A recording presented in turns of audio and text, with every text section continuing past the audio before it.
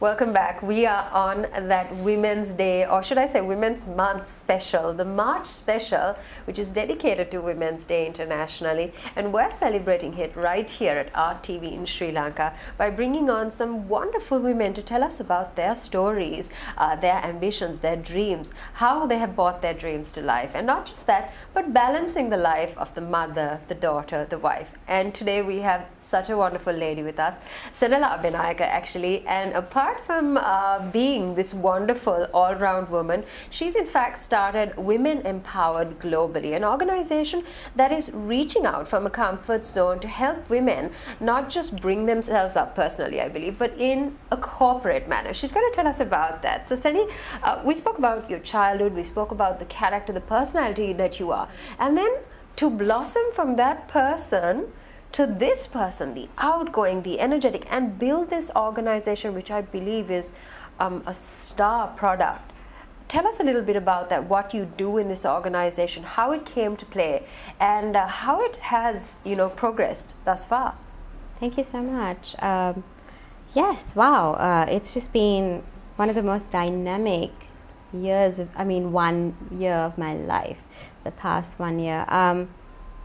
So I'm from the corporate sector, and I initially started off my career in advertising and then marketing, and then I progressed into general management.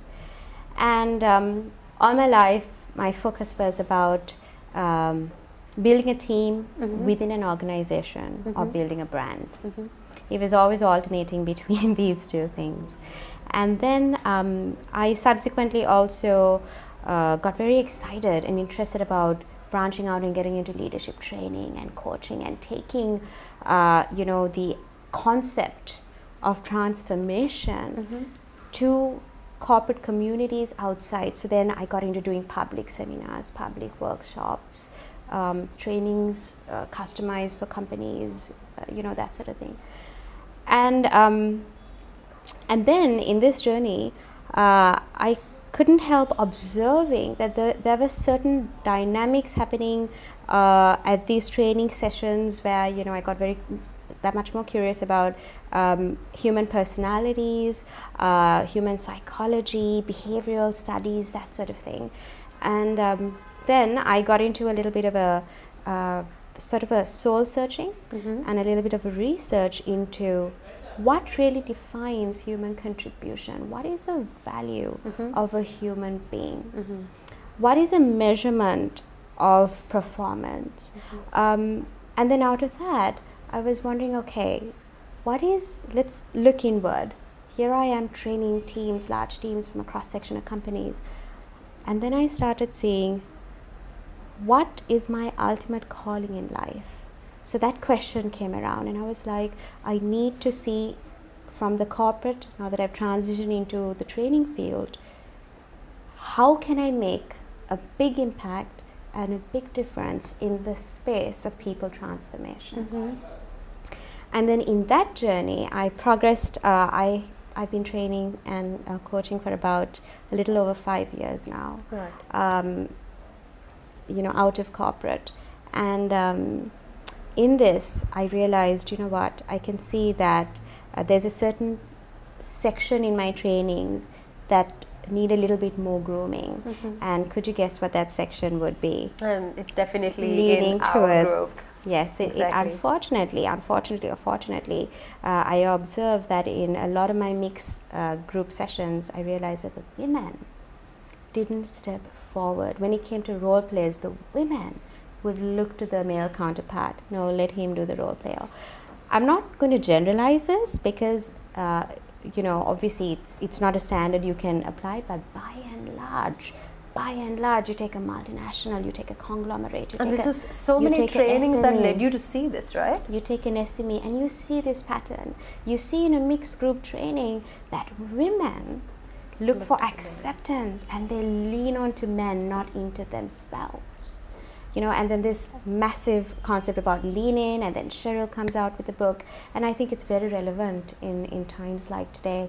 So out of this background, I asked myself, what is my vision? What is my personal vision in life? I want to tap into a source and a vision that is bigger than myself, for the greater good of something much bigger than me. And how can I make that impact, and how do I make it specific and also sustainable?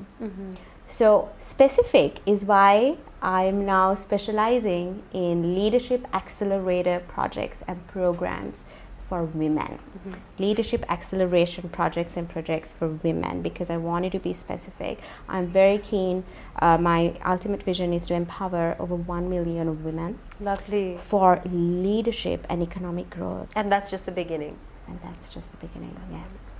So this is great. I mean, you've done this internationally, locally, and something that you really interestingly touched upon was this, I wouldn't say it's a backward momentum in a woman, but like you said, leaning towards men. And so you're saying this is fairly strong in the corporate sphere still to date. Okay, if we leave that particular attribute out, and you train so many of these women locally, internationally, in different groups, tell me what you see as one or maybe a few very grave concerns with regard to women and their personality development, because I believe that everything stems from personality. You can have so many degrees and so much training and the awards, but I believe it's your personality that carries out most of what and who you are. And this, of course, is also still on a backlag. What do you see in terms of that area? What are the blocks or the roadblocks or the little nums that need to be overcome? What do you see very commonly there? Oh, okay. What if I answer? I think that's a wonderful question. Did you know that Hewlett-Packard had done a study, and according to the study, a woman will apply for a job application if she feels she's 100% qualified, whereas a man who is perhaps less qualified would apply for the same position if he felt that he was at least 60% qualified. So what does that survey tell us? That tells us that women tend to be severely self-critical, and it's almost like we stigmatize ourselves. So I'm very passionate about advocating that, yes, we talk about the big picture, we talk about South Asia and the Far East being this patriarchy, and it's a male-driven society, but hey, ladies, we need to, I'm speaking to you, I think empowerment and taking accountability has to start from inside. Take accountability for yourself, your personality, and really just, cross the T's and see where you're going wrong, and really just look inward. I think that's very important. If you want to make an outside transition, you need to start from inside. Like even my journey, how I got to where I am, it's a lot about my inside makeup. I think for women empowerment, one of the key areas that we focus on is personality development, which is really what your question was about. And if I put it in one word, it's confidence. A lot of the times, according to research I'm seeing globally around the world, women have this syndrome called self-sabotage. We sabotage success. We feel I'm too fat, I'm not good enough. I'm too fat. You know what? I got this positive performance review this time, but do I deserve it? We always second guess. We are never sure of ourselves. We need validation. We need acceptance.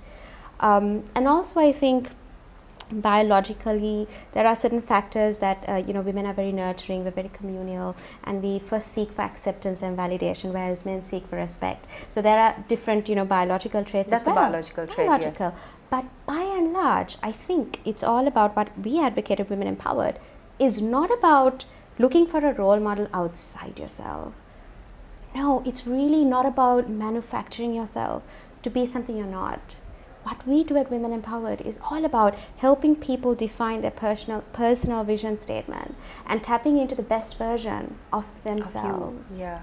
And one thing I have seen in Sri Lanka, a lot of people, by and large, are very content in telling me at my trainings, I've achieved this much. I'm today holding this rank. Oh, I'm very this, quantitative, that. Isn't it? Very quantitative. But you know what I tell them, Joe? I admire you, I'm so appreciative of your success, well done. But what really defines you is not how far you've come. The true measure of your success and your personality is how far you want to go. Now that is a measure that a lot of people haven't yet defined. What is my personal leadership statement? How far do I want to go? So when you factor that into personality development, that is a gap we have right now. Women don't have that basis, that foundation. On what basis do I want to develop my personality? What is my personal vision statement? How far do I want to stretch? Am I willing to make the sacrifice to make the required deposits and investment for me to achieve that level, the desired state? So these are questions that men cannot answer. These are questions that women need to answer for themselves. So I'm a strong advocate that empowerment is something that happens from inside, and it's accountability that we as women need to take inside.